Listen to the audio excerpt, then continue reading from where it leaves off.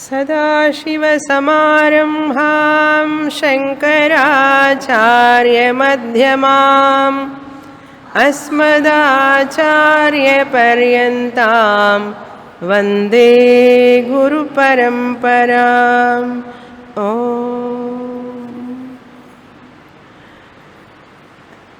నారద భక్తి సూత్రాలు చదవడానికి ముందు కొన్ని ముఖ్యమైన విషయాలు మనం గమనించవలసినవి తెలుసుకుంటున్నాం. దాన్ని ఉపోద్ఘాతంగా క్రిందటి వారం మొదలుపెట్టాం.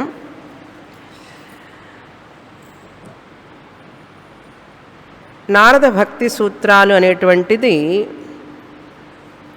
చదవడానికి ఎటువంటి మానసిక స్థితి ఉండాలి తీవ్ర ముముక్షువుకి? నేను మోక్షాన్ని పొందాలి అనే వ్యక్తికి ఎటువంటి మనస్సుతో దాన్ని చదవాలి అనే విషయాన్ని తెలుసుకుంటున్నాం మనం.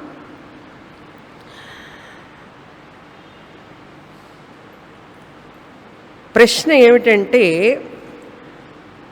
భక్తి అనేటువంటిది ద్వైత భక్తి అనేటువంటిది ఎక్కువగా ప్రాచుర్యంలో ఉంది.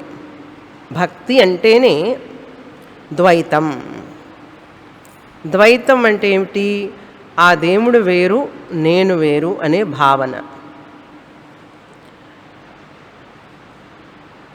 భక్తి గ్రంథాలన్నీ కూడా రెండు విషయాలు చూసాం అందులో. భక్తి గ్రంథాలలో సాధన చెప్పబడి ఉన్నది. జప, ధ్యానం, పూజ, అర్చన ఇవన్నీ సాధనాలు చెప్పబడి ఉన్నాయి. అదేవిధంగా భక్తి అనేటువంటిది ఏమిటి అనేటట్టు వాళ్ళ ఫిలాసఫీ అన్నాం, భక్తి దర్శనం అన్నాం. సాధన పార్ట్, ప్రాక్టికల్స్ థియరీ అంటారు చూసారా ఇంగ్లీష్లో. ప్రాక్టికల్స్ థియరీ అన్నట్లుగానే కెమిస్ట్రీలో ప్రాక్టికల్స్ థియరీ, బయాలజీలో ప్రాక్టికల్స్ థియరీ అంటారు చూసారా. అదేవిధంగా భక్తి గ్రంథాల్లో కూడా ప్రాక్టికల్స్ అంటే సాధనా పార్ట్ అని అర్థం. ఎటువంటి సాధనలు చేయాలి భక్తుడు, భక్తుడైన వాడు ఎటువంటి సాధనలు చేయాలి, భక్తి అంటే ఏమిటి అనేటువంటిది థియరీ, దాని సిద్ధాంతం, భక్తి సిద్ధాంతం. సిద్ధాంతం చెప్పేటువంటిది ఏమిటంటే భక్తి దర్శనం అంటాం. ఆ భక్తి గురించి మాట్లాడే విషయాలంతా థియరీ అయితే భక్తి దర్శనం అని పేరు. ఆ భక్తి దర్శనం అనేటువంటిది మన వేదాంతులకి అంటే తీవ్ర ముముక్షువుకి అద్వైత జ్ఞానం పొందాలి అనే వ్యక్తికి అది అంగీకారం కాదు అని తెలుసుకున్నాం. భక్తి దర్శనం అంటే వాళ్ళ ఫిలాసఫీ, భక్తి గ్రంథాలలో చెప్పబడినటువంటి వాళ్ళ ఫిలాసఫీ ఉంది చూసారా, వాళ్ళ యొక్క సిద్ధాంతం. అదికి వేదాంతులకి అంటే మోక్షాన్ని పొందాలనుకున్న వ్యక్తికి ఆటంకం, అనుకూలం కాదు. కానీ ఏది అనుకూలం? ఆ భక్తి గ్రంథాల్లో సాధన భాగం ఉంది చూసారా. ఏ సాధన చేస్తే భక్తుడు తాను ఆ భక్తిలో అధికంగా భగవత్ ప్రాప్తిని పొందుతాడు అని దాని సాధనాలు చెప్పబడినాయి. భగవత్ప్రాప్తి పొందడానికి ఎటువంటి సాధనాలు చేయాలి అని చెప్పినది అదికి మన అంగీకారం. నవవిధ భక్తుల గురించి చూసాం. అర్చన, వందనం, దాస్యం, సఖ్యం, ఆత్మనివేదనం, జప, ధ్యానం, పూజ, తపస్సు, వ్రతం, ఉపవాస ఇవన్నీ అనేక సాధనాలు ఉన్నాయి. ఇవన్నీ మనం ఒప్పుకుంటాం. వేదాంతం చదివేటటువంటి విద్యార్థి అంటే మోక్షకాంక్షి, జ్ఞానాన్ని పొందాలి, అద్వైత జ్ఞానం పొందాలనే వ్యక్తికి ఈ సాధనలన్నీ కూడా అంగీకారమే. కానీ వారి సిద్ధాంతం అంగీకారం కాదు అని ఇంతవరకు తెలుసుకున్నాం. ఎందుకని అంగీకారం కాదు అంటే దోషాలు చెప్పాం అందులో. ద్వైత దర్శనంలో దోషాలు ఏమిటి అని చెప్పి తెలుసుకున్నాం క్రిందటిసారి. ఏమిటి దోషాలు అంటే, వారు ద్వైతాన్ని గురించి మాట్లాడతారు. భక్తి గ్రంథాలలో భక్తి దర్శనం చెప్పేదేమిటి? ద్వైతం, ద్వైతం అంటే ఏమిటి? ఆ దేవుడు వేరు, నువ్వు వేరు. నువ్వెన్నటికీ దేవుడివి కాలేవు. చనిపోయిన తర్వాత ఎంతటి ఉపాసకుడివైనా కూడా నువ్వు ఆ దేవుడి దగ్గరికి వెళతావు, ఆయనకి శంకుచక్రంగా మారిపోతావు. అంతేగాని ఆయన నువ్వు కాలేవు. భేద దృష్టి అంటారు దీన్ని. భేద దృష్టి. ఎప్పుడు? ఎల్లవేళల సర్వదా నువ్వు భేదమే, వేరే అని అర్థం. ద్వైత దృష్టినే భేద దృష్టి అన్నారు. అందుకనే విశిష్టాద్వైతం, ద్వైతం, వీళ్ళందరూ కూడా దేవుడు వేరే, భక్తుడు వేరే. భక్తుడు ఎన్నటికీ దేవుడు కాలేడు. నువ్వు దేవుడు అయినావు అన్నావంటే నీకు మహాపాపం వస్తుందంటారు వాళ్ళు. దేవుడి కావడం ఏమిటి అసలు? ఎంత తప్పుది ఆ మాట అనొచ్చా? నువ్వు దేవుడు ఎక్కడా, నువ్వెక్కడా అంటారు వాళ్ళు. అందుకని భేదాన్నే బోధిస్తారు వాళ్ళు. భేదంతోనే ఉండాలి, నువ్వు భేదంతోనే దాస్యుడిగానే చనిపోవాలి. ఆయన స్వామి, నువ్వు దాసుడివి, ఉపాసకుడివి, భక్తుడివి. ఆ లోకంలోకి వెళ్ళినా కూడా నువ్వు ఆ వాకిలి దగ్గర కూర్చోవాల్సిందే. లేకపోతే ఆయన కాలు పెట్టుకునే పీట ఉంది చూసారా, ఆ పీట అయి కూర్చోవాలి. ఆయనకు వింజామనలాగా అయిపోతావు లేకపోతే భక్తుడివి అయితే. అంతేకాని నువ్వు మాత్రం ఆయనలాగా కాలేవు. అది దోషం. వాళ్ళు చెప్పేటటువంటి దోషం ఏమిటి? భేద దృష్టి, ద్వైత దృష్టి. అది వేదాంతికి, ముముక్షు అయిన వాడికి అది సమంజసం కాదు. ఇది దోషం చెప్పాం. చెప్పిన తర్వాత మరి వేదాంతం ఏమిటండి? మనం చెప్పేది మన దర్శనం ఏమిటి అంటే, వేదాంత దర్శనం ఏమిటంటే 4 ఫండమెంటల్స్ అన్నమాట, మౌలిక సూత్రాలు వేదాంత దర్శనానికి. భక్తి దర్శనం అయితే ఈ దోషాలు ఉన్నాయన్నారు, అనంగీకారం అన్నారు, వాళ్ళు ద్వైతం గురించి మాట్లాడతారన్నారు. మరి మీ దర్శనం ఏమిటి? మీరేమిటి గొప్పతనం అంటే, ముముక్షు అయిన వాడి యొక్క దర్శనం వేదాంత దర్శనం. మన దర్శనం పేరు వేదాంత దర్శనం. ఇది మొదటి మెట్టు. ఈ వేదాంత దర్శనంలో ముముక్షువుగా ఉన్నటువంటి వ్యక్తి వేదాంత దర్శనంలో ఏం చెయ్యాలి అని అడిగితే దానికి సమాధానం తర్వాత, ఈ వ్యక్తికి మోక్షమే పరమ పురుషార్థం అయి ఉంటుంది. మోక్షమే పరమ పురుషార్థం.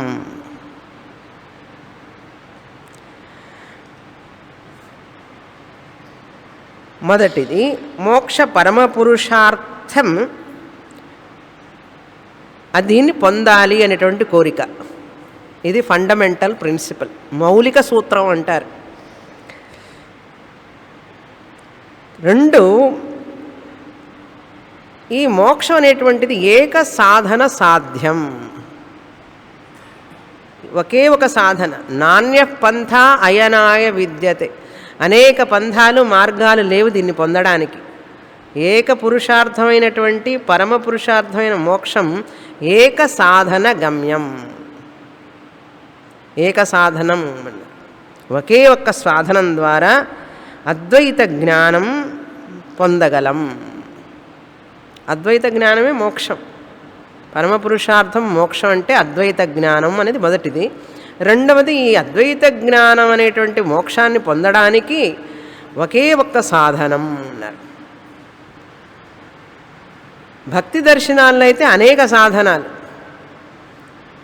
మెనీ పాత్స్, అనేక సాధనాలు. నీకు ఏ భక్తితో అయినా వెళ్ళు భగవంతు దగ్గరికి, ఏ భక్తితో అయినా నువ్వు పూజించవచ్చు అంటారు వాళ్ళు. అనేక సాధనాలు అక్కడ. ఈ యొక్క వేదాంత దర్శనం శృతి యుక్తి అనుభవ సహితం.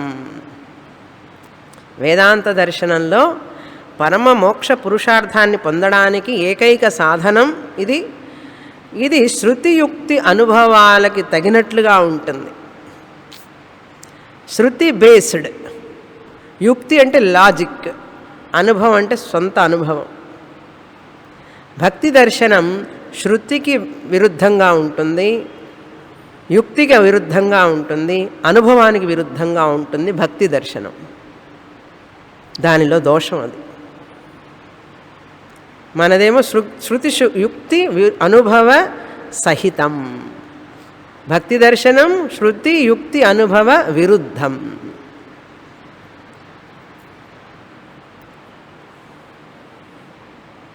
మూడవ మెట్టు ఏంటంటే ఈ అద్వైత జ్ఞానం దానంతట అదే వస్తుందా అంటే దానంతట అది రాదు అన్నారు.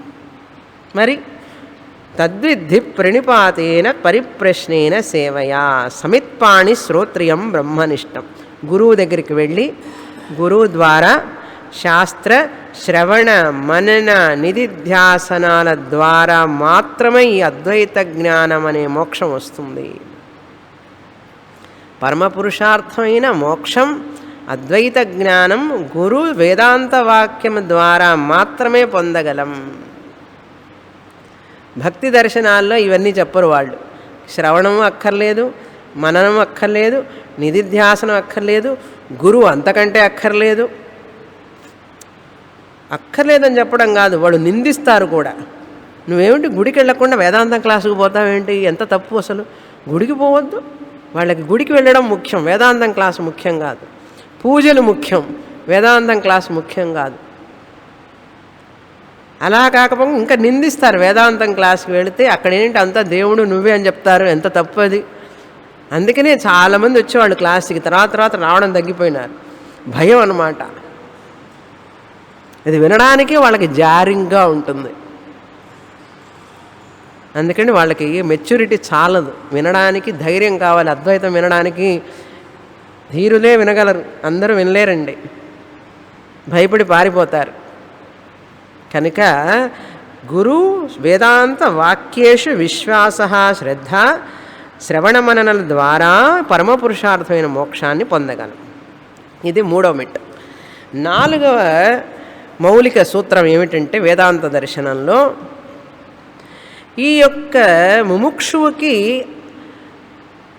చాలా అర్హతలు కావాలి. అక్కడ ఎటువంటి అర్హతలు అక్కర్లేదు, కాసేపు ఏడిస్తే చాలు కళ్ళు మూసుకొని అంతే. ఇక్కడ చాలా అర్హతలు కావాలి.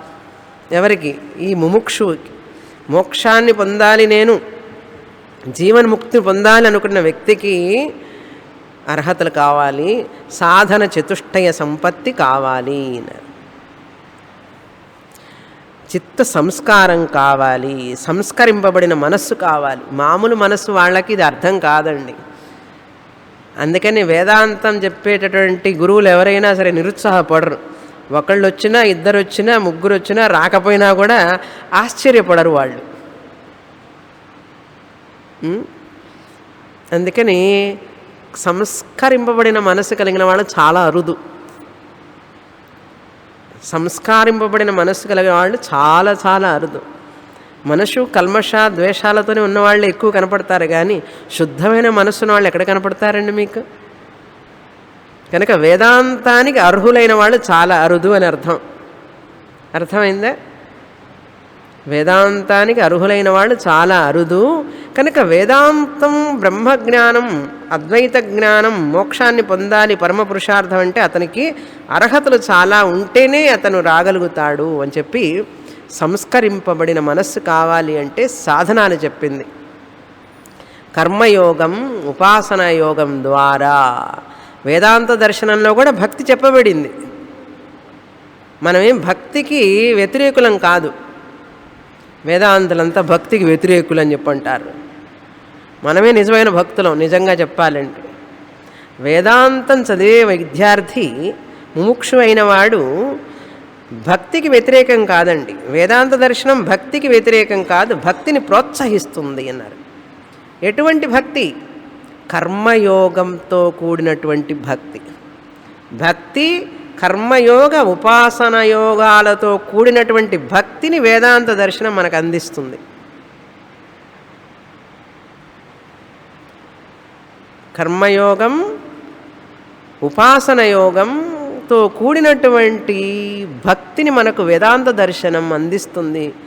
ఈ కర్మయోగం ఉపాసన యోగం అనేటువంటిది భక్తి యోగం అని పేరు. ఇవి వేదాంత దర్శనంలో ఇమిడి ఉన్నాయి.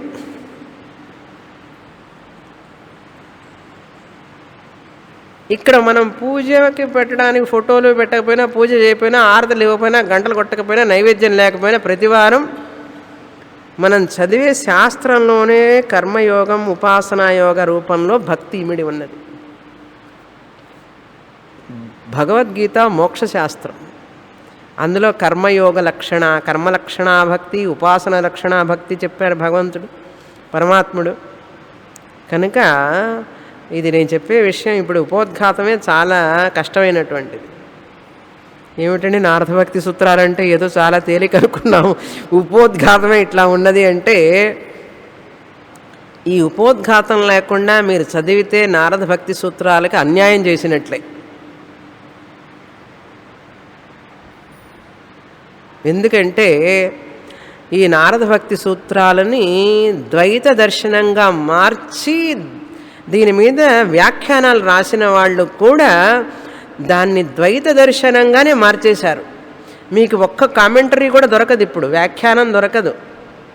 ఇది చదివి చెప్పాలి అంటే భక్తి దర్శనాల ప్రకారమే చెప్తున్నారు అందరూ. వ్రాసిన వాళ్ళు భక్తి దర్శనం ప్రకారం రాశారు, కానీ వేదాంత దర్శనం ప్రకారంగా ఒక్క వ్యాఖ్యానం దొరకదు. అందుకని నారద భక్తి సూత్రాలు చెప్పాలంటే చాలా కష్టం వేదాంతులకి. ఎలా అంటే బాగా ఉపనిషత్తులన్నీ చదివి వడపోసినటువంటి వ్యక్తి మాత్రమే నారద భక్తి సూత్రాలు వేదాంత దర్శన పరంగా చెప్పగలడు, కానీ మిగతా వాళ్ళు ఎవ్వరూ చెప్పలేరు. కమెంటరీలు దొరికినా కూడా వాళ్ళందరూ భక్తి దర్శనం ప్రకారంగా రాశారు కనుక అది చదివితే మోక్షం రాదు. వాళ్ళు కమెంటరీ, అందుకే పుస్తకంలో కమెంటరీ చదవమాకండి చెప్పాను క్రిందటిసారి. మరి ఎందుకండి ఇంత పుస్తకం 14-15 రూపాయలు పెట్టున్నారు? మూల మంత్రం కోసం, సూత్రం కోసం ఇచ్చాను మీకు. చదివినా కూడా ఈ ఉపోద్ఘాతం అంతా విని చదవండి. యు ఆర్ సేఫ్, లేకపోతే యు ఆర్ ట్రాప్డ్. ట్రాప్ అవుతారో సేఫ్ అవుతారో మీ ఇష్టం. అందుకని జాగ్రత్తగా, ఇది చాలా జాగ్రత్తగా గమనించవలసిన విషయం. ఇప్పుడు కర్మయోగం ఉపాసన యోగం అనేటువంటిది భక్తి పరంగా మనం చూడాలి అంటే, ఏ కర్మయోగి సాధన చతుష్టయ సంపత్తి కావాలి అంటే కర్మయోగం కావాలి, ఉపాసన యోగం కావాలి. కర్మయోగ లక్షణ భక్తి, ఉపాసన లక్షణ భక్తి వచ్చిన తర్వాత సంస్కారవంతుడై సాధన చతుష్టయ సంపత్తి పొందితే వేదాంత దర్శనానికి అర్హుడవుతాడు. కనుక భక్తి అనేది ఉన్నదా లేదా? ఎప్పుడు ఉన్నది. ఏమిటి అది భక్తి అంటే? లౌకిక కర్మలు కానీ వైదిక కర్మలు కానీ చేసేటప్పుడు ఈశ్వర అర్పణ బుద్ధితో, గౌరవంతో, ప్రేమతో, ఆదరణతో భగవంతుడికి అర్పిస్తూ కర్మలు చేయడమే కర్మలక్షణా భక్తి.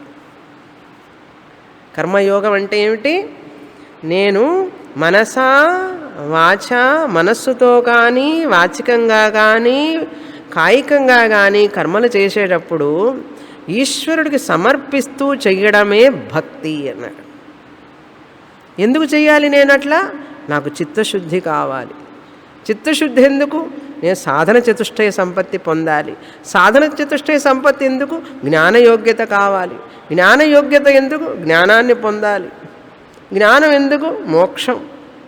మోక్షం కావాలంటే జ్ఞానం కావాలి. జ్ఞానం కావాలంటే జ్ఞానయోగ్యత కావాలి. జ్ఞానయోగ్యత కావాలంటే సాధన చతుష్టయ సంపత్తి కావాలి. సాధన చతుష్టయ సంపత్తి కావాలంటే చిత్తశుద్ధి కావాలి. చిత్తశుద్ధి కావాలంటే కర్మయోగం చేయాలి. కర్మయోగం అంటే ఏమిటి? నేను చేసే కర్మలన్నీ భక్తితో చెయ్యడం, భగవంతుడిని స్మరిస్తూ గౌరవపూర్వకంగా భగవంతుడికి అర్పణ చేయడం.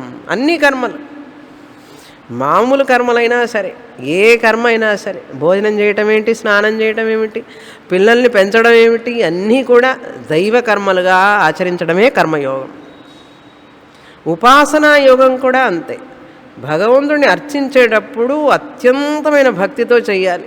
చేసేటప్పుడు కూడా కృష్ణాష్టమి వచ్చింది, ఏదో ఒకటి చేయాలి కదా, పాయసం, చిరుకు మురుకు చెడై, ఏదో భగవంతుడి కోసం ఏదో ఆయన నువ్వు చేయకపోతే ఆయన పస్తుంటాడు అన్నట్టుగాను వ్రతం చెయ్యాలి కదా, మా అమ్మగారు చేస్తూ ఉన్నారు, మా అత్తగారు చేస్తున్నారు ఎప్పటి నుంచో, ఏం చేసేది అన్నట్లుగా చేయకూడదు.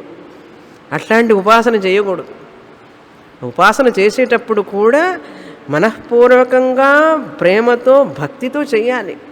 అది ఉపాసన యోగం, నిజమైన భక్తి. ధ్యానం ఉపాసనలో ఏం చేస్తాం? ఏకరూప ధ్యానం, అనేక రూప ధ్యానం, జపం, పారాయణం ఇవన్నీ ఉపాసన కిందికి వస్తాయి. కర్మయోగంలో మనం చేసే కర్మలన్నీ యత్కరోషి యదస్నాసి యజ్జుహోషి దదాసి యత్ కరచరణకృతం వా కాయజం కర్మజం వా శ్రవణనయనజం వా మానసం వాపరాధం. అది కర్మయోగం. ఇక్కడ జపం చేసేటప్పుడు అర్చన, పూజ, సఖ్యం, దాస్యం ఇవన్నీ చేసేటప్పుడు భగవంతుడిని తలుచుకుంటూ చేయడం ఉపాసనా యోగం. దేనికి? చిత్తశుద్ధికి. చూసారా, మనం అనుకుంటాం వేదాంతం వినే వాళ్ళందరికీ, చదివే వాళ్ళకి భక్తి లేదనుకుంటాం. ఈ ఈ భ్రమ పోవాలి. మనుషుల్లో చాలా భ్రమ ఉన్నది. ఆ భక్తే నిజమైన భక్తి అనుకుంటున్నాం మనం. ద్వైత భక్తి నిజమైన భక్తి కాదు. ఆరంభంలో ద్వైత భక్తితో మొదలుపెట్టి శాస్త్రం ఇచ్చే సందేశం ఏమిటి? నాయనా, నువ్వు కర్మయోగం చెయ్యి, ఉపాసనా యోగం చెయ్యి. అక్కడ ఏమిటి? ద్వైత భక్తి కదా. నేను కర్మ అర్పిస్తున్నాను, నా కర్మలన్నీ కూడా మానసిక వాచిక కర్మలన్నీ భగవంతుడి కంటే ఆయన వేరు, నేను వేరా కాదా? ద్వైత భక్తే కదా. ద్వైతంతోనే ఆరంభిస్తాం.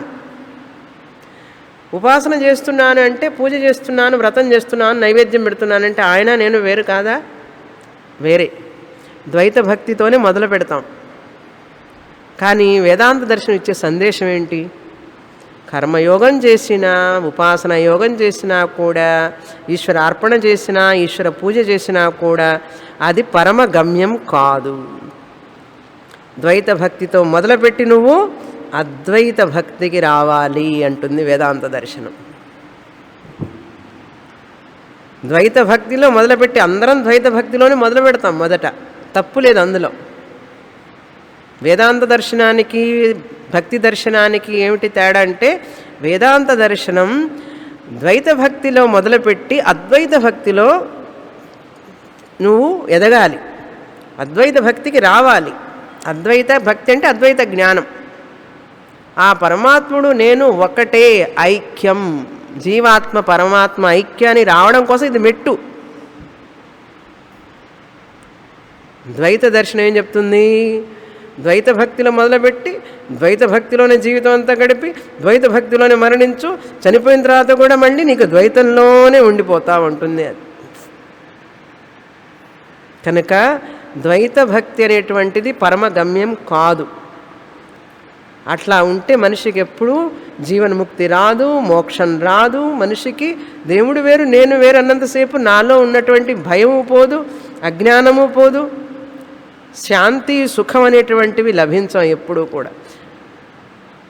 మీరు లక్షల సార్లు తిరుపతి వెళ్ళొచ్చినా కూడా మీకు చిత్తశుద్ధి వస్తుందే తప్ప మోక్షం రాదు, గుర్తుపెట్టుకోండి. కోటి సార్లు మీరు వెంకటేశ్వర స్వామిని చూసినా మీకు చిత్తశుద్ధి మాత్రమే వస్తుంది, కానీ మోక్షం రాదు. ఎందుకంటే ద్వైత భక్తిలో మోక్షం వస్తుందని ఎక్కడా చెప్పబడలేదు శాస్త్రంలో, ఉపనిషత్తులో ఎక్కడా చెప్పబడలేదు.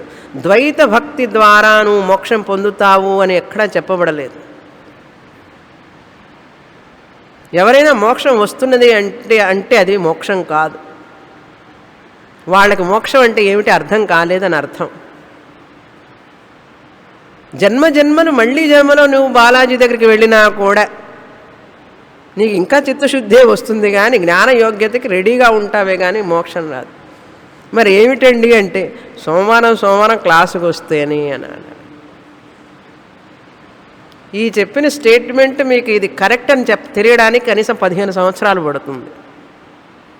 ఇప్పుడు విన్నారు మీరు, స్వామిని చెప్పింది ఈ వార్త పరమసత్యం అని మీకు తెలియాలి అంటే మీరు 15 సంవత్సరాలు శాస్త్రం చదివితే ఇది పరమసత్యం అని తెలుస్తుంది. మీకు ఇప్పుడు ఇది నచ్చినా నచ్చకపోయినా నేను చెప్పి తీరాలి. 15 సంవత్సరాలతో మీరు ఎస్ అని మీకు తెలుస్తుందని చెప్పి నాకు తెలుసు. ఇది పరమసత్యం, ఎవ్వరు దీన్ని మార్చలేరు. ఎందుకంటే శాస్త్రంలో చెప్పబడింది, నేను చెప్పడం కాదు కదా. కనుక కర్మయోగం, భక్తి యోగం అనేటువంటిది వేదాంత దర్శనంలో ఇమిడి ఉన్నాయి. భక్తి అనేటువంటిది కర్మ లక్షణాభక్తి, ఉపాసన లక్షణాభక్తి. భక్తి లేని వేదాంతం లేదు ఎక్కడ. అందుకనే చెప్తాం ప్రతి జ్ఞాని భక్తుడే. ప్రతి భక్తుడు జ్ఞాని కాలేడు. ప్రతి జ్ఞాని భక్తుడై ఉంటేనే జ్ఞాని అవుతాడు. భక్తుడు కానివాడు జ్ఞాని కాలేడు. కానీ ప్రతి భక్తుడు జ్ఞాని కావాల్సిన అయి ఉండాలని నియమం లేదు. అర్థమైందా? ఇది చాలా పవర్ఫుల్ స్టేట్మెంట్. ఎవ్రీ జ్ఞాని is a Bhakta, but every Bhakta is not a జ్ఞాని. అర్థమైందా? వేదాంతం గురించి మాట్లాడుతున్నామంటే ఒక గురువు గారు వేదాంతం చెప్తున్నారంటే ఆయన ఎంతో పరమ భక్తుడై ఉంటేనే జ్ఞాని అవుతాడు. భక్తుడు కానివాడు జ్ఞాని కాలేడు. అర్థమైందా? ఇది చాలా గ్రహించవలసిన విషయం. ఇది సూక్ష్మమైన విషయం. సరే, ఈ అద్వైత జ్ఞానం, ఈ అద్వైత భక్తి రావాలంటే ఏం చెయ్యాలి? ఇప్పుడు ద్వైత భక్తిలో నుంచి అద్వైత భక్తికి వెళ్ళాలని చెప్పారు వేదాంత దర్శనంలో. కర్మయోగం, ఉపాసన యోగం ద్వారా సాధన చతుష్టయ సంపత్తి సంపాదించుకోవాలి. సాధన చతుష్టయ సంపత్తి అంటే ఏమిటి? 4: వివేక, వైరాగ్య, శమదమాది షట్క సంపత్తి, ముముక్షుత్వం. ఈ 4 తెలియకపోతే తైత్రీయం ఏం అర్థం అవుతుంది మనకు? సాధన చతుష్టయ సంపత్తి అంటేనే ఏం తెలియకపోతే మనం ఇంకా ఎల్కేజీ క్లాసులో ఉన్నామని అర్థం. వివేక, వైరాగ్య, శమదమాది షట్క సంపత్తి.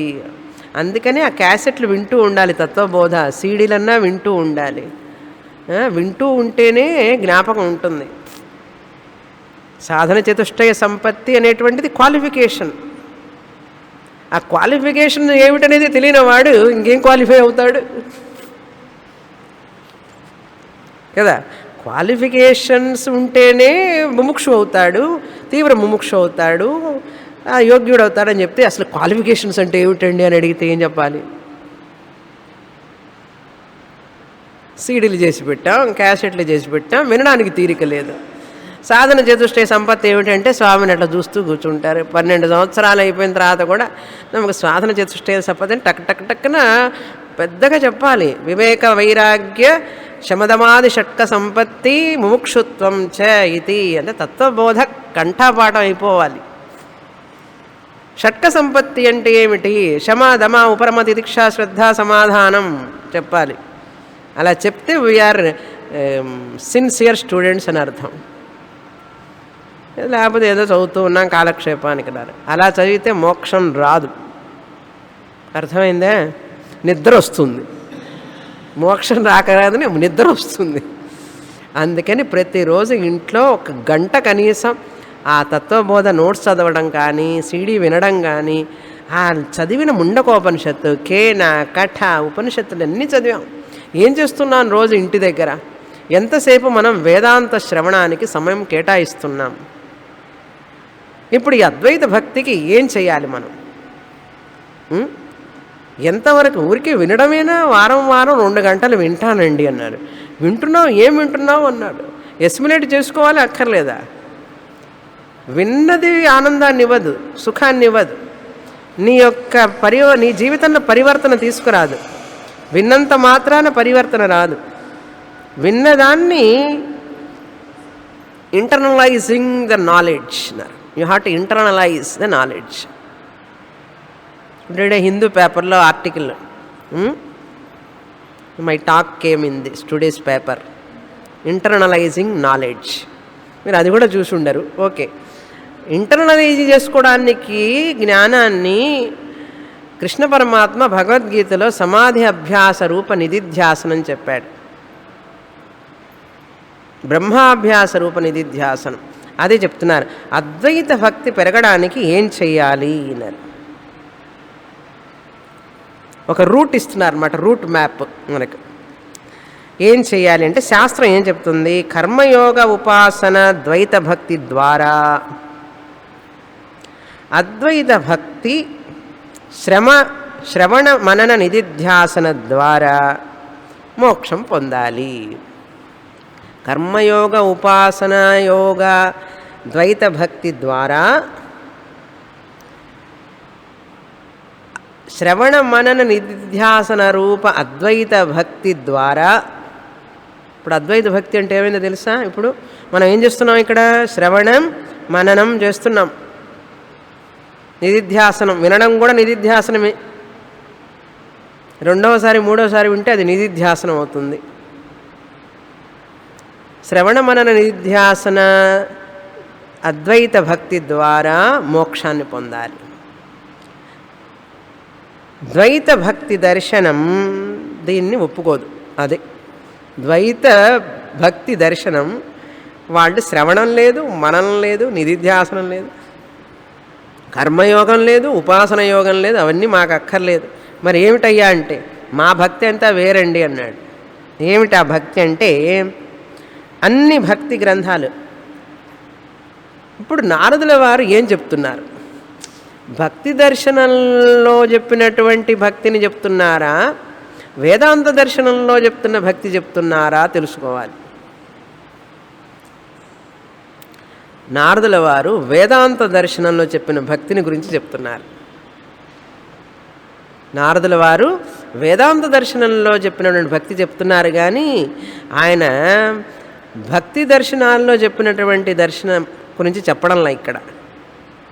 ఇప్పుడు ఈ పుస్తకంలో రాసిన వాళ్ళంతా భక్తి దర్శనాన్ని ఆధారంగా చేసుకొని రాశారు. నారదుడు చెప్పింది అది కాదు యాక్చువల్గా. ఏమండి పుస్తకం ఎట్లా తప్పు అవుతుందండి? పుస్తకాలు ఏమిటి, ఏదైనా తప్పు కావచ్చు. పుస్తకంలో రాసినంత మాత్రాన సత్యం కావాలని ఎక్కడా లేదండి. అర్థమైందా? వాళ్ళు ద్వైతంతోనే ఆగిపోయినారు. అద్వైత భక్తిని వాళ్ళు ఒక్క చోట కూడా కనీసం 5 నిమిషాలు ఎక్కడైనా చివరి పేరాలో అన్నా రాస్తే పర్వాలే, అది రాయరు వాళ్ళు. పుస్తకం అంతా రాసుకోండి పోని ద్వైత భక్తిలో చివరి 5 నిమిషాలు కొంచెం రాయొచ్చు కదా. అద్వైత జ్ఞానాన్ని పొందాలి, అదే మోక్షం రాస్తే వాళ్ళకి ఏం పోతుంది? ఆహా, అసలు వాడు ఒప్పుకొని వాడు ఏం రాస్తాడు? అందుకని మీరు చదువుతున్న గ్రంథాలన్నీ సత్యం కావాలని ఎక్కడా ఇది లేదండి. కనుక ఇది కాదు అని చెప్పడానికి కనీసం 25 సంవత్సరాలు చదివి ఉండాలి శాస్త్రం. ఇంత ధైర్యంగా చెప్పాలి అంటే 40 మంది కూర్చొని దానిలో ఎంత కన్విక్షన్ వస్తే చెప్పగలం? ప్రపంచంలో ఇప్పుడు నేను చెప్పిన వార్త ఎక్కడ ఎవరు విన్నా సరే నేను ధైర్యంగా సమాధానం చెప్పగలిగే స్థితిలో ఉండాలి. ఇప్పుడు ఒక స్టేట్మెంట్ నేను ఐఎమ్ మేకింగ్ వన్ స్టేట్మెంట్ అన్న దిస్ ఈజ్ ద ట్రూత్, ఇంకా దీన్ని ఎవరు అడ్డగించలేరు అనేటువంటి స్థితిలో ఉంటేనే మనం మాట్లాడాలి, లేకపోతే మాట్లాడకూడదు. అర్థమైందా? కనుక భక్తి దర్శనం అనేటువంటివన్నీ కూడా ద్వైత భక్తియే అని చెప్పడం వల్ల మనం అది దర్శనాన్ని తీసుకోకుండా సాధనాలు మాత్రమే తీసుకున్నాం. అందుకనే కృష్ణ పరమాత్మ కూడా ఇప్పుడు వాటి ప్రత్యేకతలు ఏమిటి, భక్తి దర్శనాల యొక్క ప్రత్యేకత ఏమిటి, కొన్ని ప్రత్యేకతలు ఉన్నాయండి వాటిట్లో, అవి చూడాలి. వాటిట్లో ప్లస్ పాయింట్స్ కూడా ఉన్నాయి. ఆ ప్లస్ పాయింట్స్ మనం తీసుకోవాలి, నెగిటివ్ పాయింట్స్ అన్నీ వదిలిపెట్టాలి. వాటి ప్రత్యేకతలు ఏమిటి అన్నారు. మొదటి ప్రత్యేకత భక్తి దర్శనాల్లో ఉన్నటువంటి ప్రత్యేకత. భక్తుల గురించి రాస్తారు వాళ్ళు. భక్తి గ్రంథాల్లో పురాణాలన్నింటిలో ఏం రాస్తారు? భక్తుడి జీవిత చరిత్ర గురించి రాస్తాడు. ఆ భక్తుడు పుట్టినప్పటి నుంచి ఎలా తలుచుకున్నాడు భగవంతుణ్ణి, ఎలా చేశాడు, ఎలా పూజించాడు, ఇవే రాస్తారు. కనుక ఆ భక్తి గ్రంథాల్లో వాటిలో ప్రత్యేకత ఏమిటి అనేది కొంత తెలుసుకుంటే ఇంట్రెస్టింగ్గా ఉంటుంది. తెలుసుకునే దేనికంటే ఏది వదలాలి, ఏది తీసుకోవాలని తెలియడం కోసం తెలుసుకోవాలి. అంతేగాని ఆహా బాగుంది అని చదవడం కోసం కాదు. ఎందుకు తెలుసుకుంటున్నామంటే ఏది మనకు అవసరం, ఏది మనకు హేయం, ఉపాదేయం, హేయం. ఉపాదేయం అంటే ఏది తీసుకోవాలి, ఏది హేయం, ఏది వదిలిపెట్టాలి, అది తెలుసుకోవడం కోసం వాటి ప్రత్యేకతలు తెలుసుకోవాలి మనం. ఏమిటి ఆ ప్రత్యేకతలు అంటే, నెంబర్ 1, భక్తి దర్శనాల్లో వాళ్ళు చెప్పేది ఏమిటంటే భగవంతుణ్ణి మానుష రూపంగా క్రిందికి దించుతారు. ఫస్ట్ భగవంతుణ్ణి మానుష రూపంగా క్రిందికి తీసుకొస్తారు, వర్ణన చేస్తారు భగవంతుణ్ణి. ఆజానుబాహుమరవిందదళాయతాక్షం పుండరీకాక్ష నీలమేఘశ్యామ.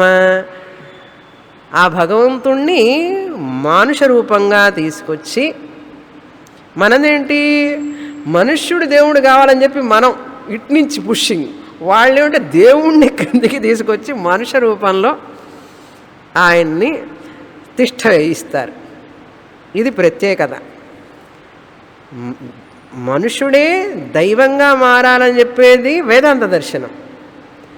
దేవుణ్ణే మనిషిగా మార్చి పూజ చేసేది ద్వైత దర్శనం. ఇది ఒక ప్రత్యేకత. తర్వాత రెండవ ప్రత్యేకత ఏమిటంటే, ఆ మనుష్య రూపంలో తీసుకొచ్చినటువంటి ఆ పరమాత్ముణ్ణి, భగవంతుణ్ణి, ఆయనతో సంబంధం. తర్వాత ప్రత్యేకత, ఆ భగవంతుడినే భర్తగా భావించడం, ఆ భగవంతుడినే బిడ్డగా భావించడం, ఆ భగవంతుడినే తల్లిగా భావించడం, ఆ భగవంతుడినే ఫ్రెండ్గా భావించడం, ఇలాగా భావించడం అనేది రిలేషన్. అందుకే అద్వైత భక్తి అంటే చాలామందికి భయం. ఇక్కడ రిలేషన్స్ కట్, అక్కడ రిలేషన్స్ స్ట్రాంగ్ రిలేషన్స్. మనుష్య రూపంలో వచ్చినటువంటి భగవంతుణ్ణి ఆయనకు ఒక సంబంధం ఏర్పరచుకుంటాం అన్నమాట. దాస్య భక్తి, సఖ్య భక్తి, శృంగార భక్తి. జయదేవుడు శృంగార భక్తి అలా అన్నమాట. మూడవ ప్రత్యేకత ఏమిటంటే, భక్తి గ్రంథాల్లో ప్రతిరోజు ఆ భగవంతుడితో ఇంటరాక్షన్ అన్నమాట. ఆ భక్తి గ్రంథాల్లో ఇవే రాసి ఉంటాయి. ఆ భక్తుడు ఎలా ఇంటరాక్ట్ చేస్తూ ఉండేవాడు ఆ దేవుడితో, ఆ ఇంటరాక్షన్. ఈ ఇంటరాక్షన్లో రెండు రకాలండి. ఇంటరాక్షన్ చేయడంలో భగవంతుడితో, ఆ రూపంలో వచ్చినటువంటి భగవంతుడిని ఇంటరాక్షన్ ఎలా చేస్తారు? ఆయన ఇంటరాక్షన్ అంటే ఏమిటి? మాట్లాడటం. ఎలా అంటే రెండు పద్ధతులు, సంప్రదాయ పద్ధతి, అసంప్రదాయ పద్ధతి. సంప్రదాయంగా విధి నియమాలతో చేసేటటువంటిది ఒక ఇంటరాక్షన్ అయితే, సంప్రదాయం ఉండదు, విధి ఉండదు, నిషేధం ఉండదు, ఏమి ఉండవు, అందులో ఇంటరాక్షన్ చేస్తూ ఉంటారు భగవంతుడితో. దాన్ని ఇంగ్లీష్లో ఏమంటారంటే ఇన్ఫార్మల్ ఇంటరాక్షన్ అంటారు. సంప్రదాయం, ఒక నియమం, ఒక విధి, ఒక కాల, ఒక ముహూర్తం, ఇవన్నీ ఏం లేకుండా, ఎప్పుడు ఏమిటి అనేది లేదు. దేశ నియమం ఉండదు, కాల నియమం ఉండదు, ఎటువంటి నియమాలు లేకుండా భక్తి చేసేటటువంటిది ఇన్ఫార్మల్ భక్తి అంటారు. నియమాలతో సమయాన్ని పాటిస్తూ ఫలానా టైంకి పూజ చేయాలి, ఫలానా ప్రదేశంలో చేయాలి, ఈ రకంగా నైవేద్యం పెట్టాలి, ఈ రకమైనటువంటి వస్త్రం కట్టాలి, తులసి దళంతో పూజ చేయాలి, బిల్వ దళంతోనే పూజ చేయాలి. ఇవన్నీ ఏమిటంటే ఫార్మల్ డివోషన్, సంప్రదాయం. ఇక్కడ నియమాలు ఎక్కువ. ఫలానా చోటే చెయ్యాలి, ఎక్కడెక్కడ చెయ్యాలి అనేటువంటి నియమాలు. ఇక్కడ నియమాలు ఉండవు. ఇది ఇన్ఫార్మల్. ఇన్ఫార్మల్ భక్తిలో ఏమిటంటే దేవుణ్ణి, ఇప్పుడు త్యాగరాజు, మీరాబా, ఇదంతా ఇన్ఫార్మల్ భక్తి. వాళ్ళకి విధి నిషేధ, దేశం, కాలం, నియమాలు అక్కర్లేదు. అందుకే త్యాగరాజుల వారు అన్ని పాటల్లో దేవుడితో మాట్లాడుతుండేవాళ్ళు. పొద్దుగూకులు ఏనా, పొద్దుగూకులు అంటే ఏమిటో తెలుసా? ఎల్లవేళల ఉపచారము చేసేవారున్నారని మరువకురా అని త్యాగరాజు సంభాషించేవాడు రాముల వారితో. ఏ టైము చూసుకునేవాడు కాదు. ఓరజూపు చూచేది న్యాయమా అని అడిగేవాడు త్యాగరాజుని. భక్తులు ఇన్ఫార్మల్ భక్తిలో, సంప్రదాయం విధి లేని భక్తులు ఏం చేస్తారంటే, వాళ్ళకి ఏ టైం అయినా పర్వాలేదు, వాళ్ళు దేవుడితో సంభాషించవచ్చు, కోట్లాడవచ్చు, స్నానం చేయించడం, దేవుడికి స్నానం చేయించడం, ఆ దేవుడికి ఏసీ రూమ్లో పెట్టి ఆయన దోమలు కుట్టకుండా వల వేయడం, ఇవన్నీ చేసేవాళ్ళు ఉన్నారు. దేవుడికి చాలా ఖర్చు పెడతారు వాళ్ళు ఆ దేవుడి కోసం, చాలా ఖర్చు పెడతారు. వెండితో కానీ బంగారంతో కానీ చేయించి ఎంత ఖర్చు అంటే చెప్పలేం. అని ముత్యాలు వైడూర్యాలు, లేకపోతే ఆయనకి వజ్రాల కిరీటం ఏమిటండి? వజ్రాల కిరీటం ఆయనకి చేయిస్తున్నా అంటే ఎంత ఖర్చు అది? కనుక ఆ ఇన్ఫార్మల్ భక్తిలో ఉన్నవాళ్ళు దేవుడితో రోజు సంభాషణ చేస్తూ ఉంటాడు. నిన్న సరిగ్గా తిన్నావా, నిద్రపోయినావా లేదా అని మాట్లాడతారు. మీరాబాయి అట్లాగే మాట్లాడేది కృష్ణుడితో.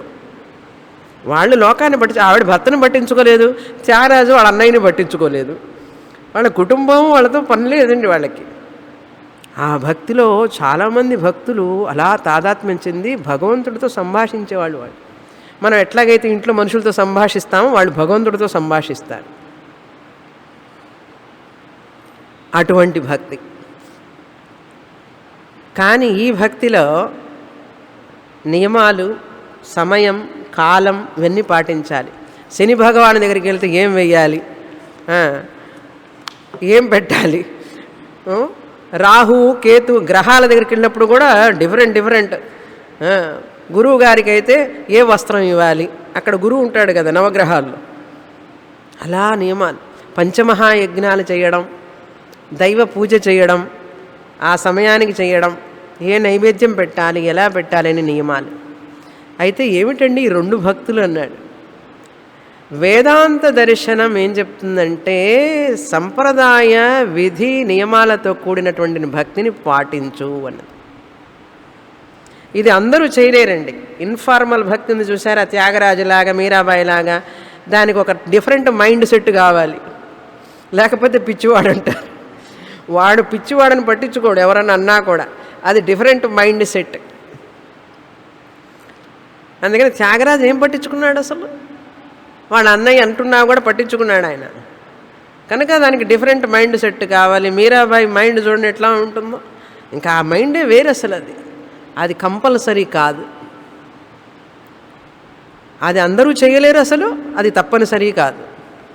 అర్థమైందా? అయితే అది దోషం అని చెప్పాను మనం, తప్పు కాదు అది. ఆ భావన, ఆ మనస్సు వాళ్ళకి అది సహజం. అందరూ ఆ మైండ్ సెట్ ఉండదు కనుక నాకు ఆ పిచ్చి భక్తి లేదే అని అక్కర్లేదు మనం. మీరాబాయి లాంటి భక్తి నాకు లేదే, త్యాగరాజు అది అనుకుంటే వచ్చేది కాదు. అది నువ్వు మామూలుగా పూజ కూర్చొని అది చేస్తే చాలు. మీరాబాయి లాంటి భక్తి నీకెందుకు, తుకారాం లాంటి భక్తి నీకెందుకు, భద్రాచల రామదాసు లాంటి భక్తి, అవన్నీ ఇన్ఫార్మల్ భక్తిస్. నార్మల్గా అందరికీ శాస్త్రం బోధించే భక్తి ఏమిటి? ఇంట్లో ప్రతిరోజు దైవ పూజ చెయ్యి, పితృలకి శ్రాద్ధం పెట్టడం, అది పితృయజ్ఞం. పారాయణం చెయ్యి, అది ఋషి యజ్ఞం. మనుషులకి సహాయం చెయ్యి, మనుష్య యజ్ఞం. భూతయజ్ఞం, పశుపక్షాదులకి ఆహారం ఇవ్వు, భూతయజ్ఞం. ఈ 5 యజ్ఞాలు చేస్తేనే నువ్వు ఈ భక్తిలో ఉన్నట్లే. అర్చన, పూజ ఇవన్నీ చెయ్యి. కానీ ఇది ఎవరికి అవసరం అంటే ఇన్ఫార్మల్ భక్తి. ఒక్కొక్కసారి వాళ్ళ కుటుంబంలో ఏదైనా కష్టాలు వచ్చినప్పుడు, అంటే సరి అయినటువంటి సంబంధాలు లేకపోతే, ప్రేమ కనుక పొందకపోతే వాళ్ళ మనసు ఒక తోడుని ఆశిస్తుంది. ఎవరైతే చిన్నప్పుడు హెల్దీ రిలేషన్స్ లేకుండా సరి అయినటువంటి వాతావరణంలో పెరగకపోయినా తల్లి ప్రేమ, తండ్రి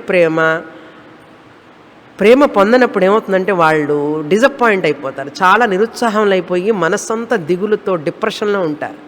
అప్పుడు వాళ్ళకు ఒక ఆలంబనం కావాలి, ఒక తోడు కావాలి. అలాంటప్పుడు ఏం చేస్తారంటే భగవంతుణ్ణి వాళ్ళు శరణు తీసుకుంటారు.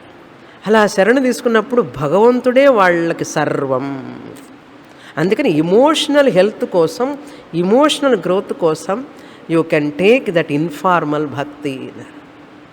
ఏదో కష్టాలు వచ్చినప్పుడు తట్టుకోలేక వాళ్ళు ఆ భగవంతుణ్ణి తీసుకుంటారన్నమాట. అలా తీసుకొని వాళ్ళు అందులో నుంచి ఎదుగుతారు. అందుకని భగవద్భక్తి ఎప్పుడు మేలైనదే, కానీ మరి ఏ ప్రేమ కూడా శాశ్వతం కాదు. భగవత్ ప్రేమే అన్నిటికంటే అత్యంత ఉన్నతం. కనుక ఈ యొక్క భక్తి అనేటువంటిది తప్పనిసరి కాదు, అందరికీ అవసరం లేదు. అందరికీ కావాల్సింది ఏమిటంటే ఈ భక్తి. ఏ భక్తి? సంప్రదాయ విధి నియమపూర్వకాలతో ఉన్న భక్తి కావాలి. అది మనం అనుకుంటే వచ్చే భక్తి కాదు, అది దానంతటా వచ్చేటటువంటి భక్తి, అది ఇన్ఫార్మల్ భక్తి. సంప్రదాయ విరుద్ధమైనటువంటి భక్తి. అది మానసికంగా వాళ్ళు ఆ భగవంతుడికి దాసులైపోయి అలా పెంపొందించుకుంటారు. కనుక ఈ రెండింటిలో మనం ఏది తప్పుననం, ఇది అవసరమా అంటే అవసరం లేదు, ఇది మాత్రం తప్పనిసరి. ఏది సంప్రదాయబద్ధమైనటువంటి భక్తి అందరికీ అవసరం. అందరూ ఈ భక్తులు కాలేరు, త్యాగరాజులాగా అందరూ కాగలరా? ఇప్పుడు మ్యూజిషియన్స్ ఎంతమంది పాడుతున్నారు? ఇప్పుడు మ్యూజిక్ సీజన్ వస్తే ఉదయం నుంచి సాయంత్రం దాకా పాడుతూ ఉంటారు. ఎవరన్నా ఒక్కరైనా త్యాగరాజులాగా ఉన్నారా అంటే మీరాబాయి లాగా ఉండగలరు అందరు. కనుక పాడినంత మాత్రాన మీరాబాయి కాలేరు, త్యాగరాజు కాలేరు. మైండ్ సెట్ వేరు, ఆ పాటలే వేరు. త్యాగరాజుల వారు మనం సంభాషించుకున్నట్లుగా రాముని వారితో మాట్లాడేవాడు. ప్రతి భక్తుడు, ఎంతోమంది భక్తులు అలా సంభాషణ చేసుకున్నారు. ఆండాళ్ళు తను అట్లాగే మాట్లాడుతుండేది భగవంతుడితో. కనుక అటువంటి భక్తుల యొక్క కథలు చదివి మనకు అట్లాంటి భక్తి లేదే అని చెప్పి కవలు పడవాకండి. మామూలు భక్తితో ఉంటే చాలు, రోజు భక్తితో పూజ చేస్తే చాలు దేవుడికి. ఇంట్లో బోలెడని పూలు ఉన్నాయి, కనీసం అవి కోసి భగవంతుడి దగ్గర పెడతావా అంటే భగవంతుడి దగ్గర పెడితే అర్చన. సరే, ఈ రెండు భక్తులు అర్థమైంది కదా ఇప్పుడు. కనుక మనకు ఇది మూడవ ప్రత్యేకత, భక్తి గ్రంథాల్లో చెప్పినటువంటి మూడవ ప్రత్యేకత. నాలుగవ ప్రత్యేకత ఏమిటంటే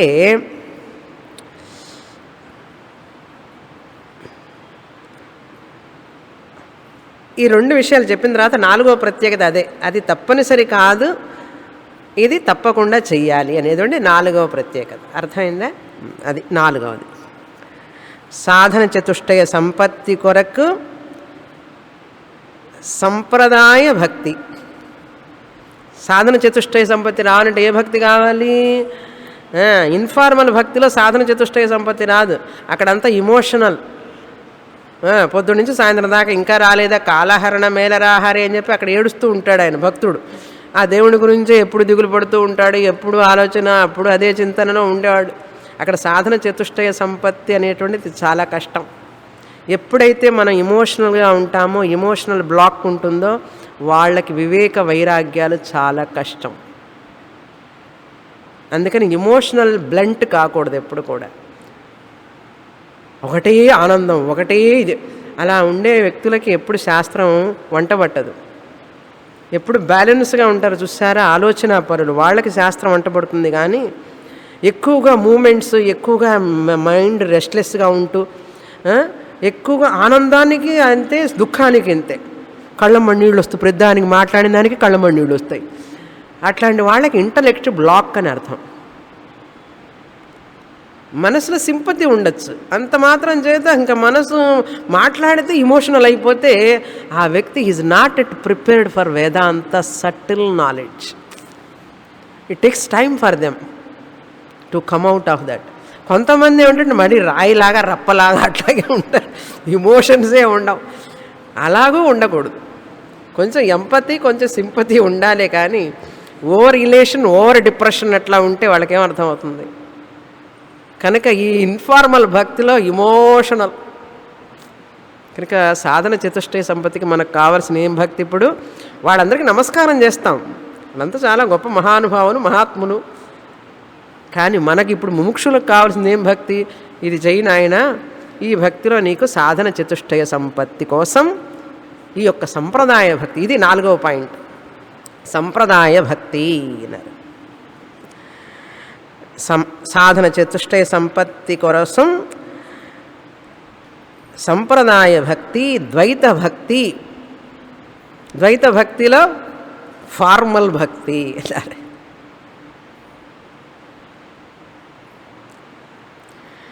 నౌ శాస్త్రభక్తి,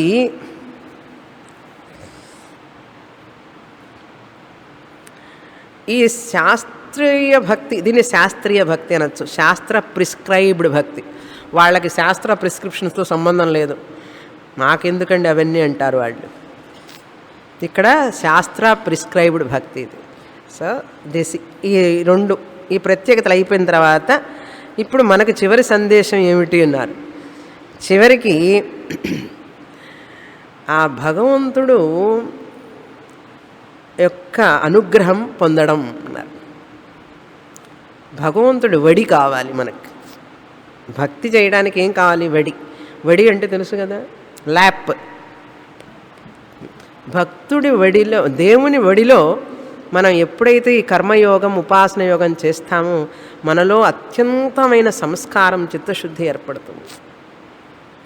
ఈ భక్తుడు ఏమిటంటే భగవంతుడి ఒడిలోనే ఏంటి కిషోర మర్కట కిషోర న్యాయం అంటారు.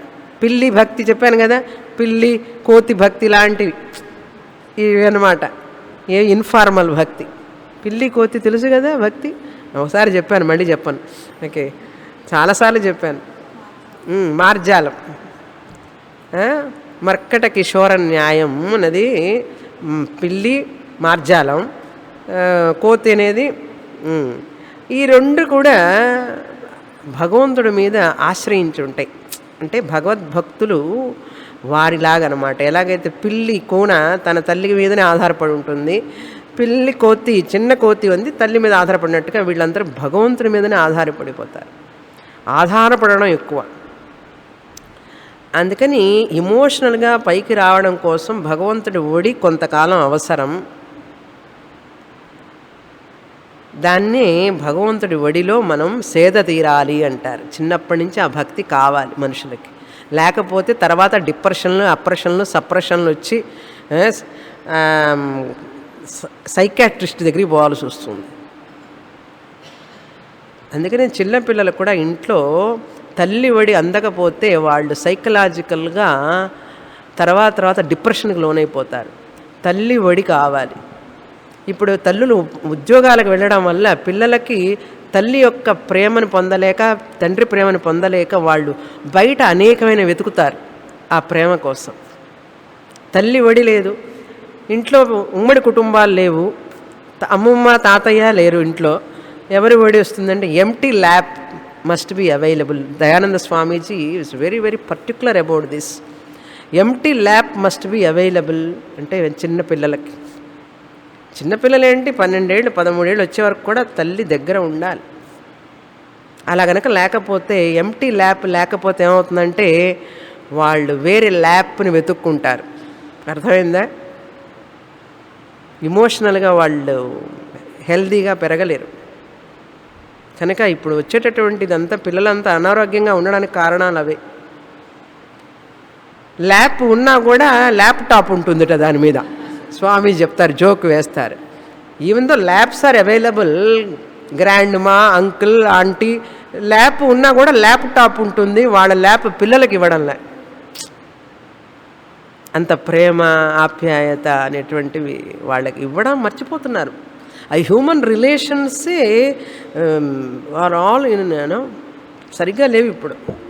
ఆ ప్రేమ, ఆప్యాయత అనేటువంటిది ఇమోషనల్గా ఒక వార్త, మంచి వార్త మాట్లాడటం, వాళ్ళకి ప్రేమను అందించడం అనేది. అందుకని మన శాస్త్రం ఏం చెప్తుంది, భగవంతుడి దగ్గరికి వెళ్ళు. ఆ ఎవరి అవైలబుల్ ల్యాప్, ఆ వడి ఎప్పుడు లభిస్తుంది, భగవంతుడి వడి ఎప్పుడు లభిస్తుంది. నేను బిజీగా ఉన్నాను అంటాడు ఆయన. ఎక్కడికి వెళ్తున్నా కూడా నిన్ను పట్టుకొని పోతాడు సంకనం పెట్టుకొని. భగవంతుడి lap always it is available, but not local relations.